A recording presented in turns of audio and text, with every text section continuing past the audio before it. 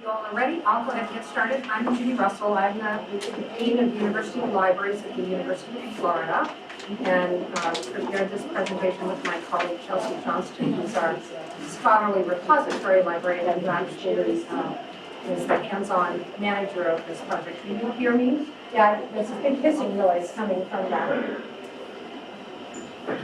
So I wanted to give you just a tiny bit of background about the University of Florida. Some of you may be very familiar with us, but others of you may not. We're a large, comprehensive research university. We're particularly diverse, and I think as a result, we represent a huge range of content. And I think that's one of the reasons that we were chosen to participate in this initial project. We've just recently been announced as ranking 7th among public universities by U.S. News and World Report. For the purposes of this project, the important thing is to understand the size. And we have over 53,000 students in 16 colleges and a large number of research centers. But over 30% of our students are graduate and professional students. And if you see these numbers here, we award a significant number of PhDs and master's degrees every year, and consequently we have a very large number of theses and dissertations. We have been collecting electronic theses dissertations since 2001, and they are preserved and made accessible by the Smathers libraries. And you can see the numbers here in terms of how balanced they are between those that have been electronically submitted since 2001 and an almost equivalent number that we have retrospectively digitized. So we have been systematically working backwards primarily on the dissertations, and when we finish dissertations, we'll then do more with our theses. We see these as a really unique and important intellectual contribution of the university, and therefore very important that they be accessible through the IR and now through this new program. We've been doing retrospective digitization since 2006. We started it as an opt-in program and at some point ran out of people who were responsive. Had lots of non-responsive people rather than people opting out, but we then switched it to an opt-out program and since then have done, as you can see, heavily the dissertations and a small percentage of the theses.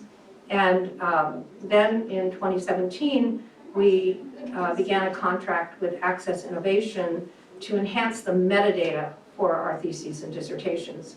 What happens is that the candidate is submitting their document, and they are asked to submit keywords, and they are not metadata experts.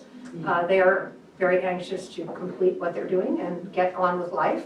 And so you can see on the left here an example of one particular thesis and the topics that the author put in, and we added this one very insightful Library of Congress subject heading, Interdisciplinary Ecology Dissertations Academic.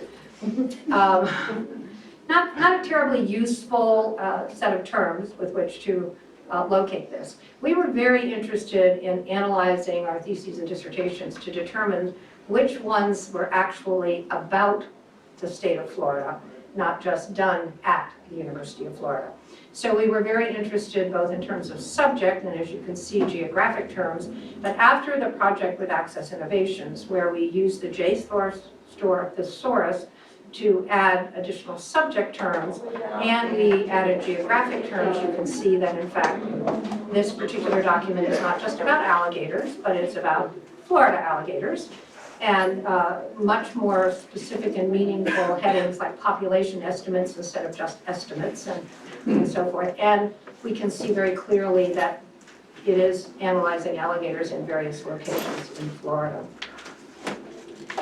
In the fall of 2017, we were then approached by Publio Labs, a local company here in Charleston, to test taking print-on-demand files for our ETDs and making them available for sale through retailers like Amazon and Barnes & Noble. And the copies that are being passed back are examples of ones they have produced. We shared this with the graduate school. We had focus groups with graduate students. There was a lot of interest and enthusiasm, and so in September of 2018, we signed an agreement and we began the project that I'm going to share with you today. So it's a fairly straightforward process. We provide the digital files and our metadata to Publio Labs. We initiate contact with the students, graduates, feeling that they would recognize and be more responsive to a contact from the university than from a company that is otherwise unknown to them, and otherwise promote the service. Publio Labs does all the heavy lifting. They format the files for print on demand. They obtain the ISBN and they place the publication with the online retailers with the option, as you can see, to have either a hardback or a paperback copy available. The sales price is a fixed price regardless of the number of pages or the presence of tables or graphics or color illustrations. And if you look at the samples, you'll see that they've done a really beautiful job of producing full color, fairly detailed graphics. Obviously, they're dependent on what is submitted by the candidate, but nevertheless, they are bringing forward the full richness of the content. It's important to understand that there is no cost to the author to participate, and that it's completely at the author's discretion. It's completely an opt-in program. The author is going to receive a 20% royalty on the revenue expenses. The original offer was that the university and the libraries could receive a 10% royalty and the authors could receive a 10% royalty. That is their standard proposal, but we chose to have the entire royalty go to the authors because we felt that was the real benefit, that we weren't doing it to get revenue for the libraries, we were doing it to make the theses and dissertations more visible. And Publio Labs does provide us with monthly sales reports. The author is the one who makes the agreement with Publio Labs, so although we're doing the handshake and introducing them, we're not a third party to that contract. The author does not transfer copyright, so they retain complete rights to their work. And they do have the ability to remove their work from the project at any time if they wish to do so. So there's a lot of flexibility for the author in the program, which we think is important in making it attractive. This is, and it's kind of difficult to see, and I'll show you a little bit of a close-up of it, but this is a screenshot. This is how simple the opt-in process is.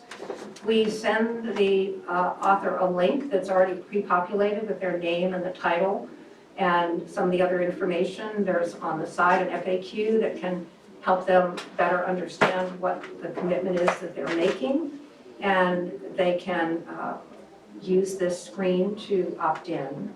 So there's a little bit of an enlargement of the side that just describes the thesis or dissertation for which they're agreeing to opt in, and then the opportunity that they have, in addition to the way that we laid out the proposal to them, to actually review before they opt in the terms of the agreement. So we began by sending outreach emails to alumni authors. We used authors covering mostly the time period 1934 to 2006 because those were the ones that we had worked with on the retrospective digitization. We had the most advanced metadata for them, but we also had the most up-to-date contact information, so we could start really quickly. We explained the service and we invited them to participate. And this is an example of the email that I sent to them. So the bullets just kind of lay out the major provisions of what we're asking them to do. It was pretty straightforward. As you can see, we've blocked it here, but their name actually appeared and the title of their work. And if they click the link through, it would actually take them to the form pre-populated for their own thesis or dissertation. So we were making it as easy as we possibly could for them to identify themselves and their work and include it in the project. So we initially emailed over 6,200 authors. 641 have opted in. Only 44 actually, there was an option to opt out, and of course there's always the option not to respond, right? But 44 authors specifically opted out.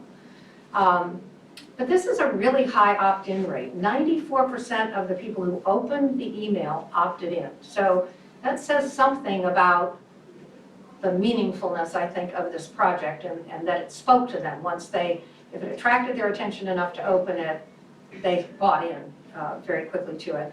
We've gotten lots of positive messages. The standard slogan for the University of Florida's Go Gators, so a lot of the messages included that lovely phrase.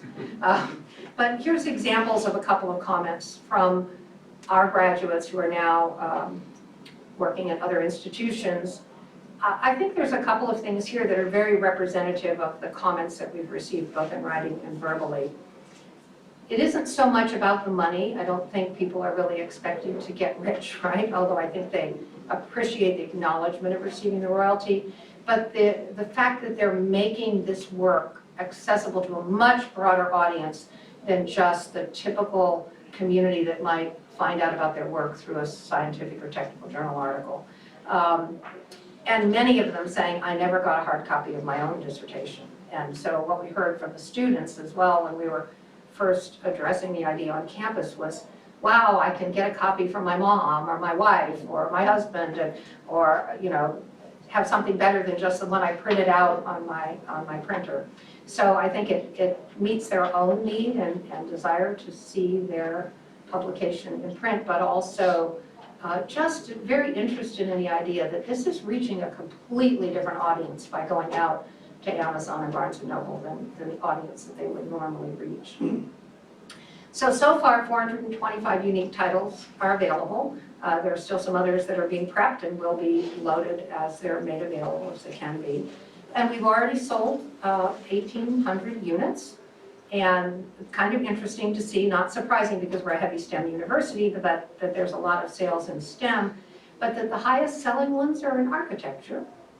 And just 4 titles have sold 72 units. So we've got a couple of, maybe not bestsellers in the traditional sense there, but we've got some really titles that are moving. They're finding an audience that otherwise would not have known about these titles. And already the authors have received over $13,000 in royalties. So here with, just from a start 9 or 10 months ago, they're already receiving royalties, and an average of $31. Nobody's getting rich buying a few Starbucks, but I think again that acknowledgement that people are finding and reading and valuing their title is the real value to the authors, and I think it does show respect for them that they're receiving a royalty for their work. This is an example of how one of the books might appear on Amazon. So you're going to see the cover, much as you see here. They have the option between the hardcover and the paperback. The price is standard, so it's going to be the same price for a hardcover or a paperback, regardless of thickness or thinness. And I'm sure some of you have seen some pretty thick dissertations in your time. And a little bit of an abstract, and there is a disclaimer on here that these have been obtained through the University of Florida and that they are available in the institutional repository at UF. So there is a way for people who want a digital copy or who want to try to obtain a free copy to know that they could go and seek this in another way. And of course, eventually these all get caught up in the typical Amazon or Barnes & Noble referral. People who bought this book also bought this one. And so eventually, I think they'll benefit from the fact that they're out there with these other publications. These are examples of pages from some of the books, and I did pass back some of them for you to see them and see the quality of them. But you can see they're doing a great job with reproducing color graphics, those kinds of things. One of the things we were very interested in was trying to determine whether and how doing this project actually affected usage of the dissertations in the institutional repository. And it's early days to know that. We only have a few up. They haven't been up for very long. We've done 2 different samples. With the first sample, somewhat of a significant variation. With the second one, not so much of a difference. We're going to keep monitoring this to look at it. What's interesting to me is that there's such a high access in a single year to the sample of dissertations. That, I mean, to me, 244 uses of something in the IR is a pretty substantial use. So I think it reaffirms the reason we put our theses and dissertations in the IR, that these are unique content and they are valued and people do find them and use them. But it'll be very interesting over time to see whether having these out there with Barnes & Noble and Amazon drives additional traffic, which we very much hope it will. So we have already begun to identify what our next steps are. This was really kind of our starting to just get the initial outreach, get some books up, so there was something for people to look at, that they could kick the tires, they could understand the program. So we're putting emphasis now on talking to current students so that they're aware of this opportunity as they approach graduation and as they get ready to submit their thesis and dissertation. We're expecting to set it up so they can opt in simultaneously. At this point, just because I think of the clunkiness of the system that allows them to opt in, the graduate school isn't, I think when they redesign their system, they will look at building the opting in into the system. At the moment, they're just looking to us to set it up so that it can happen simultaneously rather than actually changing their system.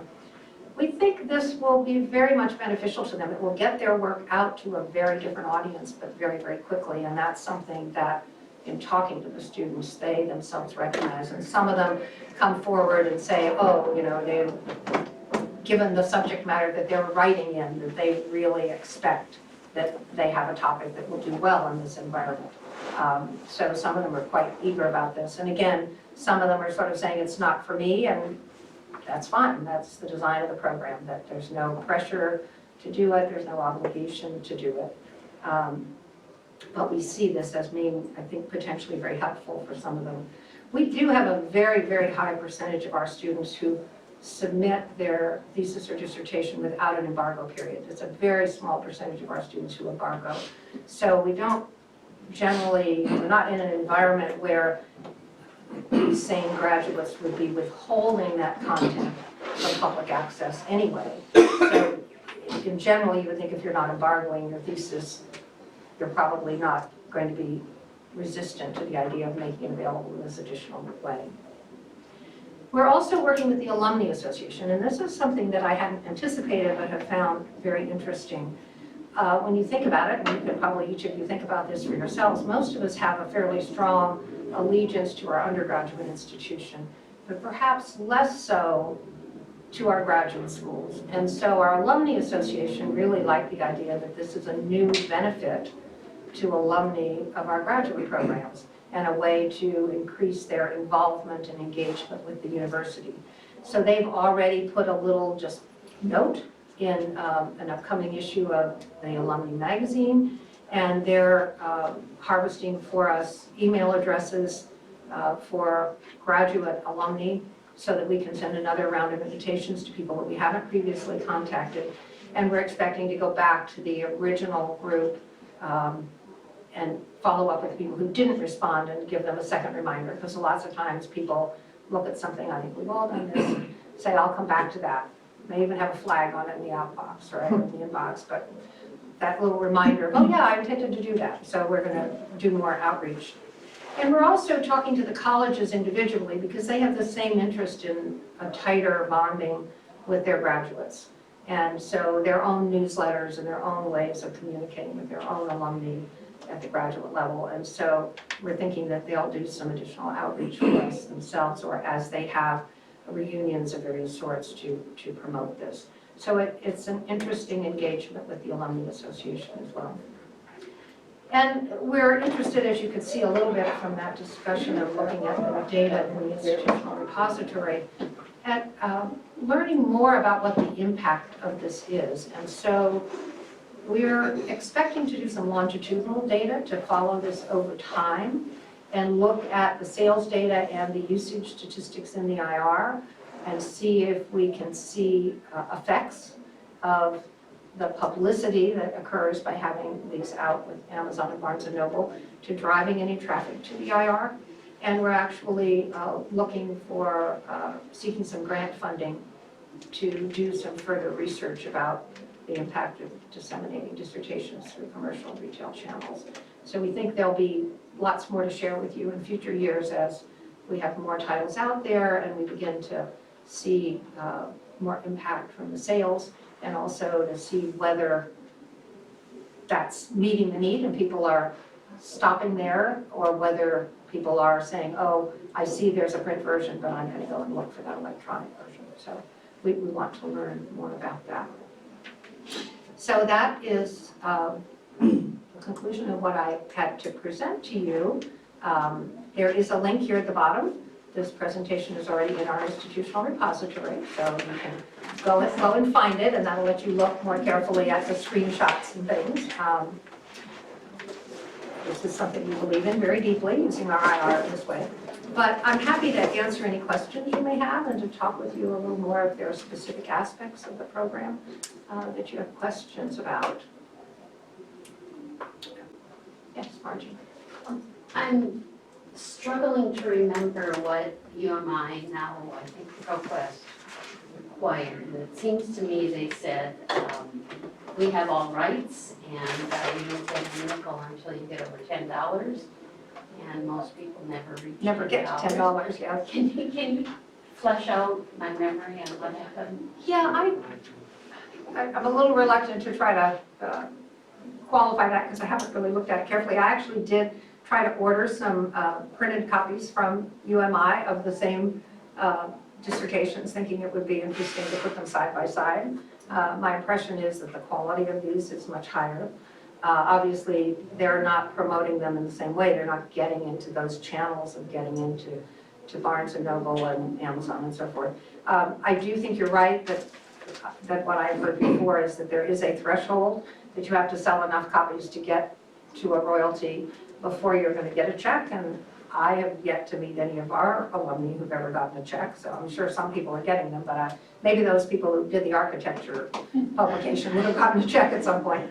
I think the fact that the royalties are going out monthly, even when it's a very small amount of money, so there's an immediate sense of flow and that it's not, there's no kind of threshold that you have to reach, I think is another positive piece of it because it reinforces to that author, reminds them that their book is out there and reminds them that people are buying it. But I do think there are some significant differences and very positive differences between this program and the ProQuest program. Plus the ProQuest thing, you have to pay $200. To get it in the first place. Yeah. Right, and since they're required to deposit with us, that's already been taken care of, and there's no obligation then for them to make any payment. I mean, we're taking the electronic copy that they've deposited with us or that we have digitized on the retrospective digitization project, and we're using that, so there's no cost to them for the initial submission of the data. Yes? When you showed the screenshot from Amazon and they refer back to the repository, it doesn't look like there's a link to the repository. And I would imagine Amazon doesn't want a link to the repository because they want you to buy it from them. Of course. So I'm wondering if you're like a large institution, if you could somehow negotiate through Publio Labs to get an agreement in place where they would actually place a link to your repository, because I'm sure that would definitely drive up your stats.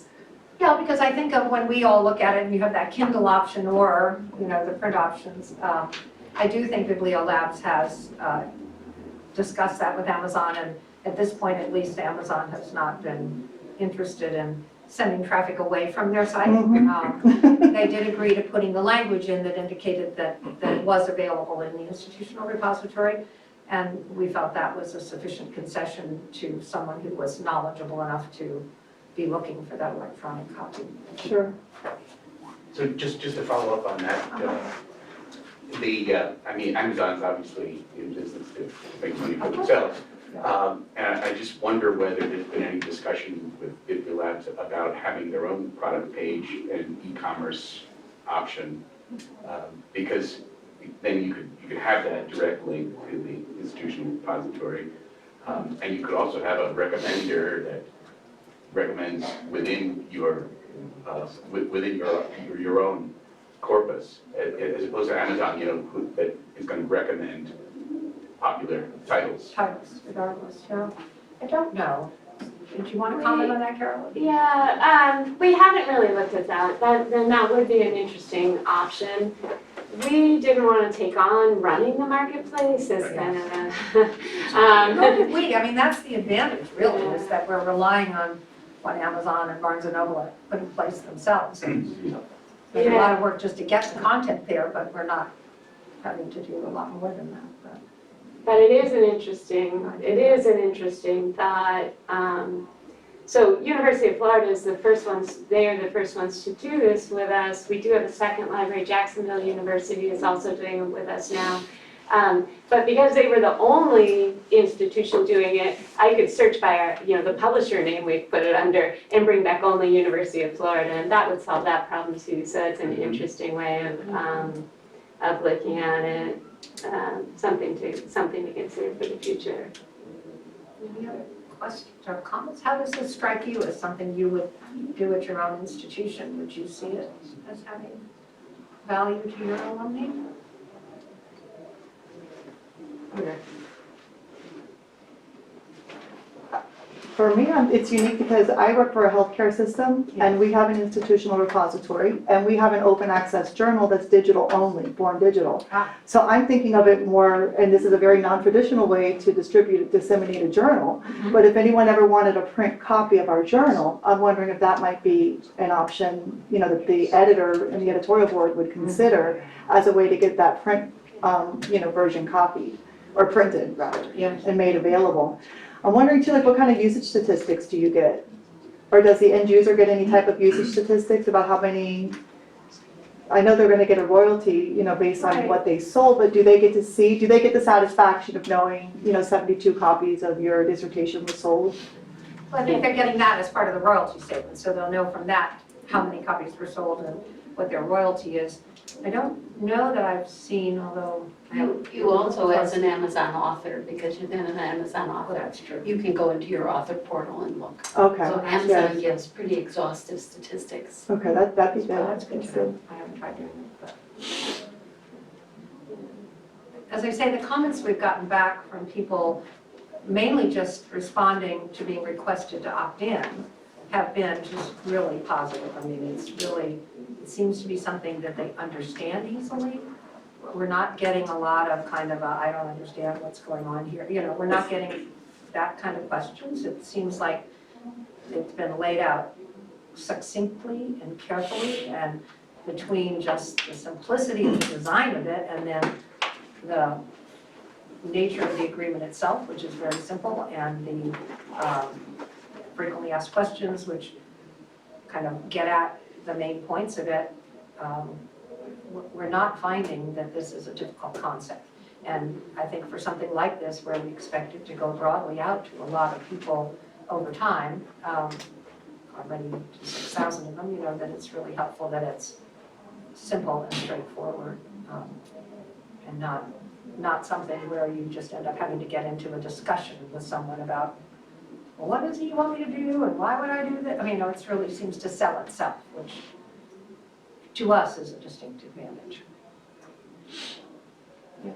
What is the spread you sent to people from 1934 to present? Half of those are digitized by you and half of them are electronic natively. So what's the spread for those earlier dissertations? Have you had much uptake on those?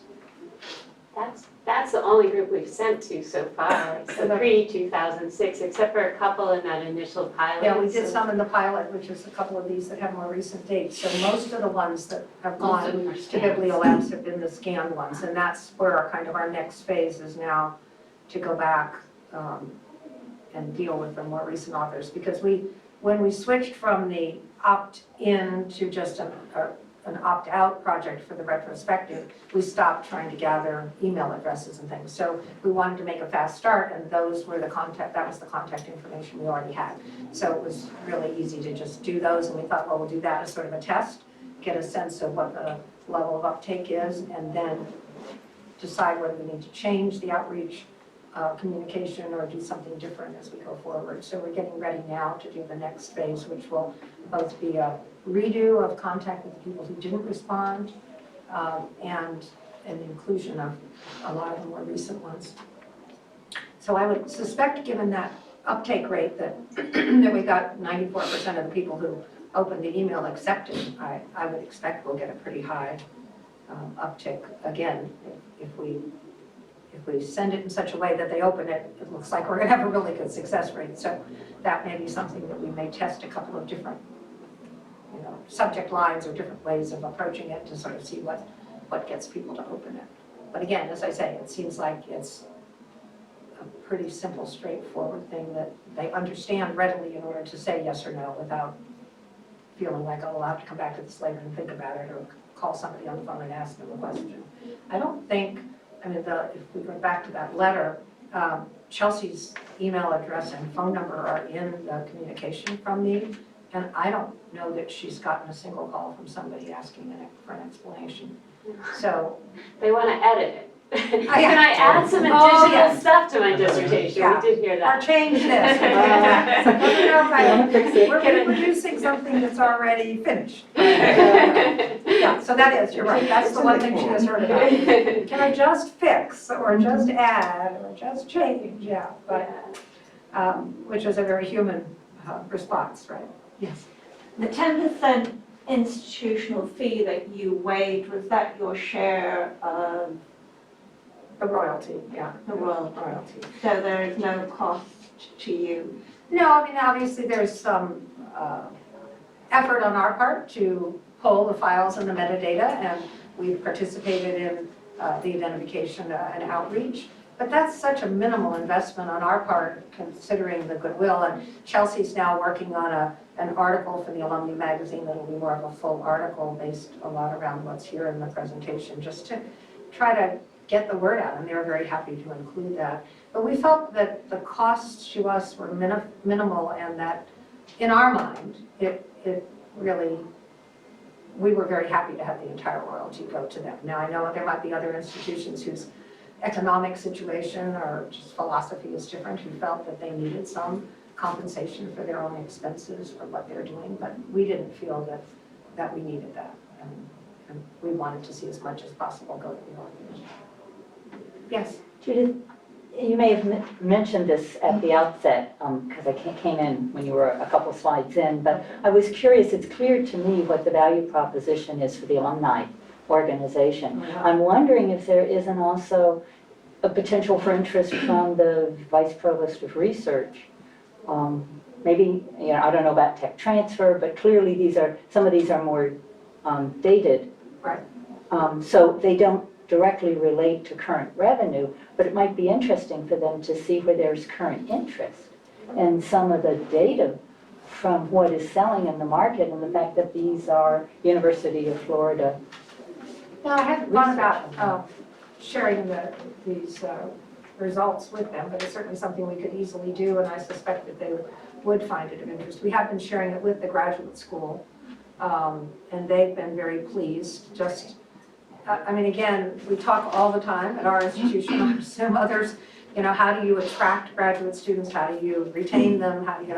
So they're really seeing this as something that they will promote as they're recruiting new graduate students, to say this is the kind of support and benefit that you get at UF, right? I mean, so it's, it's interesting that was their response to this, was, this is good for us. This is a good thing for us to do for our graduate students, and it's good for them to know that right up front, right? We can use this to promote and attract students.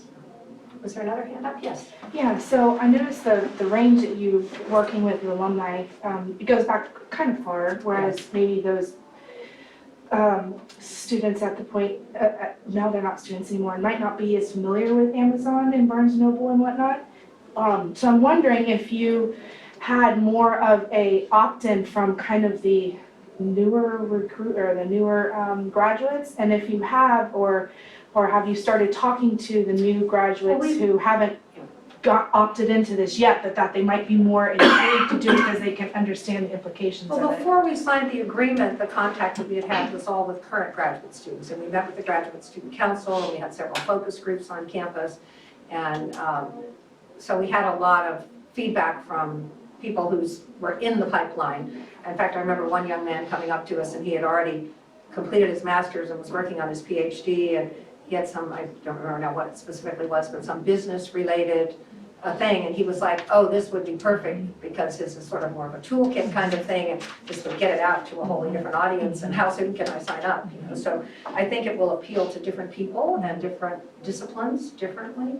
But I think this next round, when we do the next set of emails and we go out to the more contemporary and recent graduates, we'll get another cross-section. It'll be very interesting to then be able to look at those results and compare them. So we'll be able to look at the results across, but also by maybe year of graduation or discipline, and begin to get a little more sophisticated about that analysis. But I am expecting considerable enthusiasm among the more recent graduates. Because I think, as we said, it's early career, getting some visibility out there, just the serendipity of people who may find it. And then their own ability to promote it, because once it's on Amazon, just like they can promote a website or they can send a link to the copy in the IR, the very fact that they're themselves able to promote the fact that their dissertation is available and can be purchased, I think is helpful to them to have that on their resume, to have that in part of their communication and outreach on their own personal marketing. Any other comments or questions? We also, as you saw, we have Carolyn here who can also speak from the Publio Labs perspective on the project, and I'm sure she'd be happy to speak with you if you have questions. We've been very pleased. The relationship with Publio Labs has been easy and just delightful. So we have found it to be a very pleasant and easy partnership, and we're very proud of being the first ones. And I'm actually surprised that the Bastille is not being stormed by people who are like, me too, which is one reason I've come out to talk to you all, because I'm hoping that as other people hear about it, they'll be like, wow, we could do that. It seems so obvious, yes. Does your program include publications beyond doctoral dissertations, such as master's theses? Masters, yes. And we have digitally submitted theses, but we've done very little retrospective digitization of theses. But yes, we do expect to include both theses and dissertations in the project. In fact, I'm wondering if one of these a thesis, I don't remember off the top of my head. But it is definitely something where we intend to do both. So, anything else? Well, please take a look at the books if you didn't get to see them as they went around. Come up and take a look, and I'm happy to talk to you one-on-one, and I know Carolyn is as well. Thank you, Judy. No, And the University of Florida, too, has been exceptional to work with. Our contacts there have been fabulous. And it's been a really interesting project to see how it would go, because they really are the first to try this in a meaningful way. And my favorite thing to do is, knowing some of the titles, to go in and search Amazon for one of those topics and see that University of Florida logo come to a top of the search results. It's really well, and we as the libraries, and again, I think most of you, we're always looking for things that increase our visibility to, but also our positive relationship with other parts of the university. So the attention from the Alumni Association, we have a strong partnership anyway with the graduate school, but this is just a different aspect of that partnership. And so it's really nice to be able to bring something to the table to them. And so we're really, have been very pleased to have that opportunity. Very creative. Thank you.